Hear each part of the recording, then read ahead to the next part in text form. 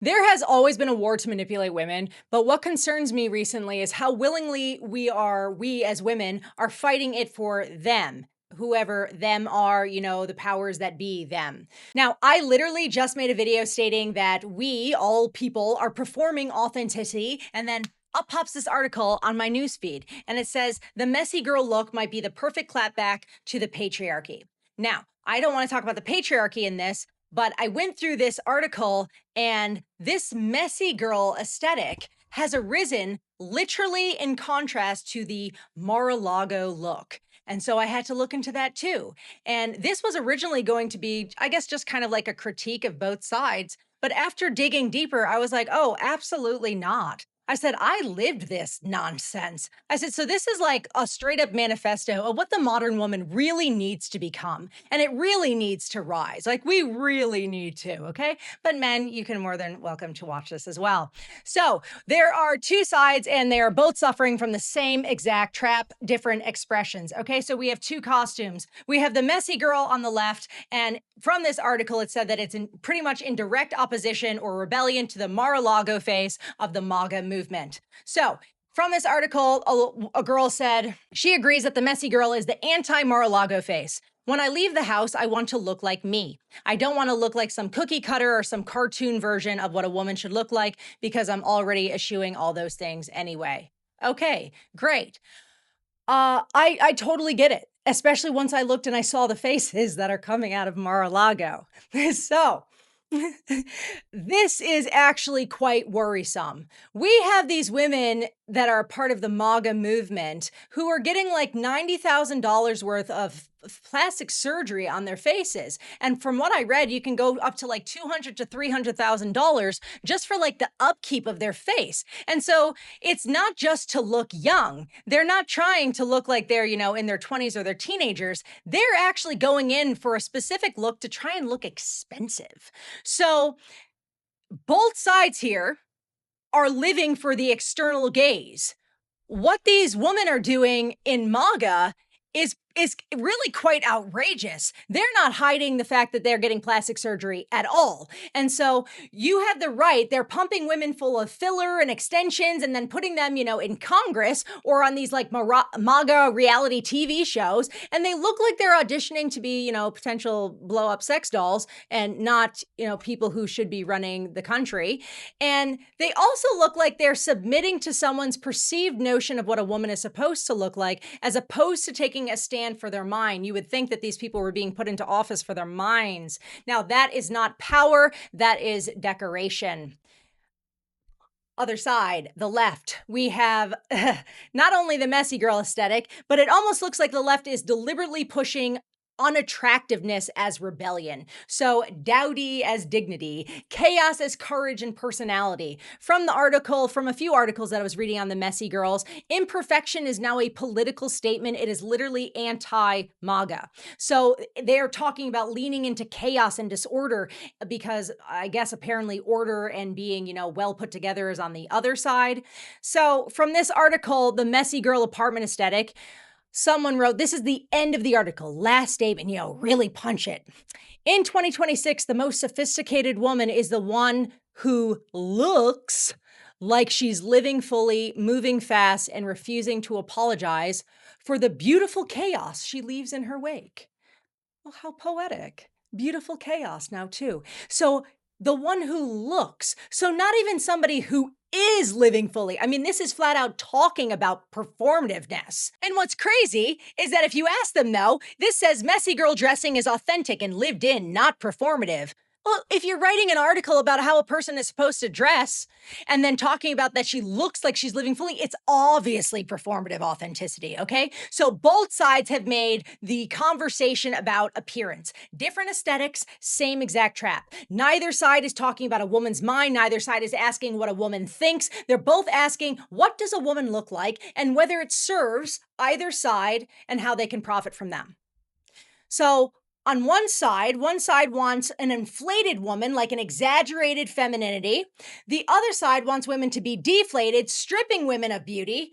Both are reducing women to costumes and uniforms. Nobody is asking, what is a woman and how does a woman think? Now, There are women throughout history who have not played along. I'm one of them, but I'm going to talk about Margaret Thatcher first. So she was the first and only woman in parliament for so many years. Now, she walked into that room and she was outnumbered. You can see her in bright blue in the midst of all these men. She did not change her face. She did not perform softness that she didn't feel. She did not make herself decorative so that she would be tolerated by people, right? She made her mind the most powerful thing in the room and also her voice, right? They had to deal with her on her terms. So you don't have to agree with her politics if you even know her politics, but the point is that she didn't let them consume her. She wasn't a consumable. She showed up as herself, and then she gave them this standard that they had to meet. They had to deal with her. Was not given a seat. She earned that seat. So she did have help. If you do know anything about her, she did have help with presenting herself. So she did have to lower her voice. They kept talking about the fact that her voice was shrill and that she was like a housewife. And so she did have a voice coach actually help her lower her voice, but not as a costume. It did help her get elected, and she spoke way more authoritative because she did it. But you know what? She did have her own uniform. She did have a way of being. She kept her pearls. They tried to tell her to get rid of them, but she said they're hers. She said that it was a sentimental gift from her husband, and she also was just like, pearls are classy and they have stability, right? Everything was a symbol, but she curated herself, okay? You become instantly recognizable if you have a look, but it's your own, not somebody else's, not for a tribe, it's your own, right? So she didn't get the name Iron Lady for nothing. She didn't get it by being relatable. She didn't get it because she was following a beauty trend. She got it because she was a force that was undictatable. Nobody could dictate to Margaret Thatcher.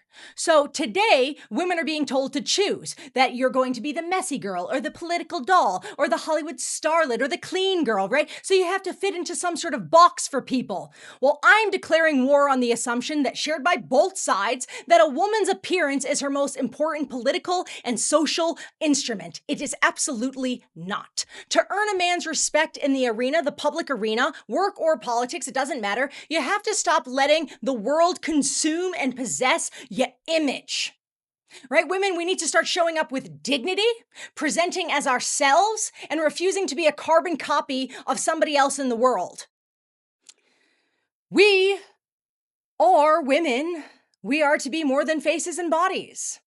Margaret Thatcher didn't win by becoming what they, the world, people, society wanted. She won by becoming impossible to ignore. So maybe at this point in time, you look at me and you go, well, you're naturally beautiful. Maybe you're also weird when you have pink hair.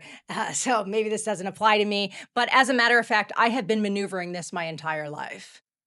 So by being naturally beautiful, that does not exempt you from this war. Actually, you're in the middle of it, right? So with myself, nobody has ever asked me about my mind first, and nobody will. Nobody's ever going to ask you about your mind, and that's not a complaint. That's reality, okay? It's reality that you have to outmaneuver every single day. So everybody is always going to focus on the physical appearance, the first thing that they see with their eyes, right? It's visual. So you have to force them to see that there is something else. There's something deeper. There's something more profound and worthwhile there. Personally, I have to fight for anyone and everyone to take into consideration that I have a great mind. But I've gotten used to it. I have. So right now, if you're looking at my pink hair and you're like, oh, you wonder if I'm serious enough for politics or business or really anything professional, then you've failed the test. Because in 2026, we have women in Congress who are pumping their faces full of filler, $90,000 worth or more, and just so that they can fit into a MAGA social club. If a woman can't protect her own face from a needle, why would you trust her to protect your rights with a lobbyist? If someone is living for group validation, would you trust them to fight for truth and not compromise? One of my favorite parts of the whole expressivist movement that we were sold is that I could buy a clippable hairpiece like this for about $25 on a Black Friday sale, and then I could wear it as art. And I still think that it looks more professional than this and this. I keep my natural face because it's the truth, and my voice will remain the same regardless.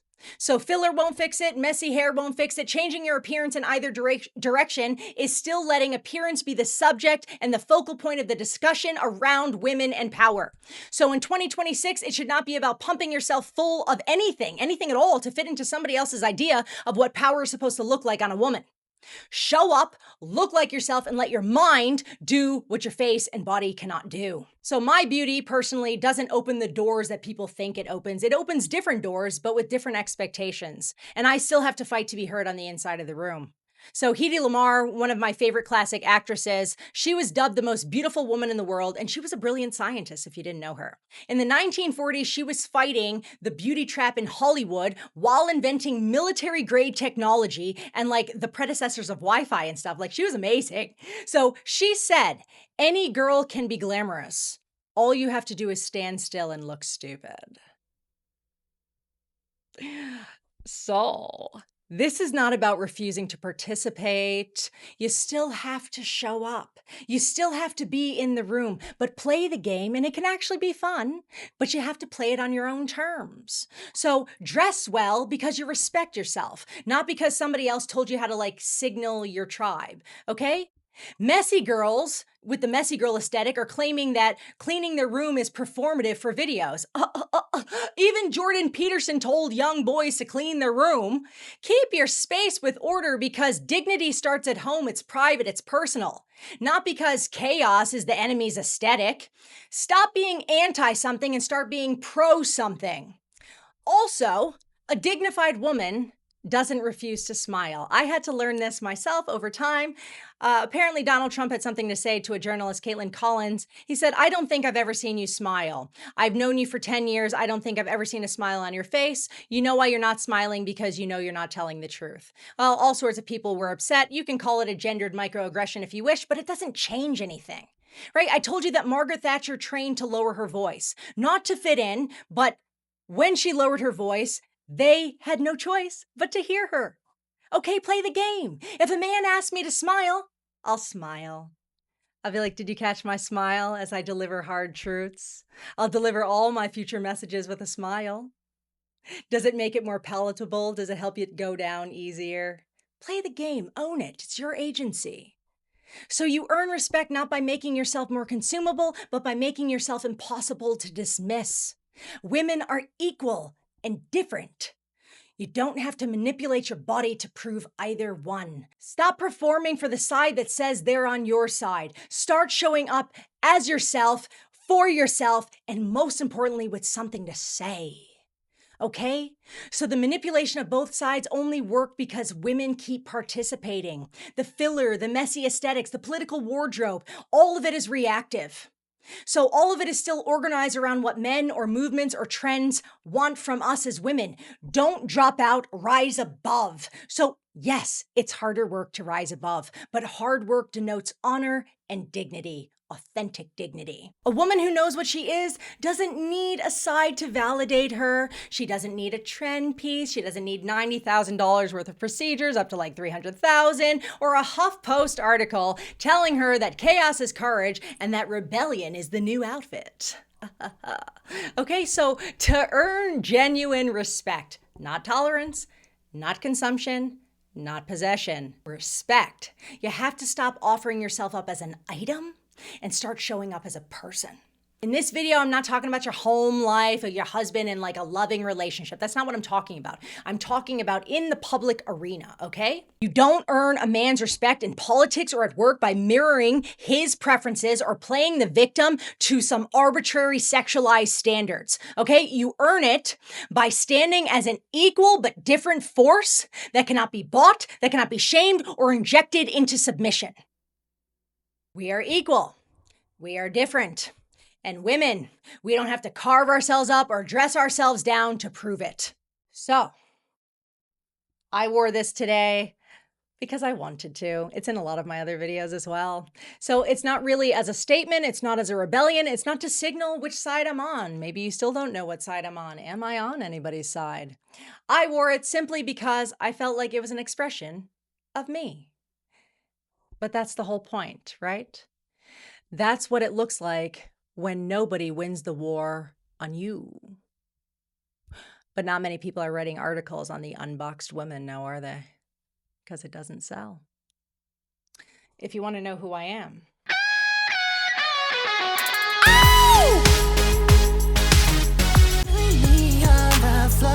And let's see what you can do. Is it just for show? Say, girl, can that body move?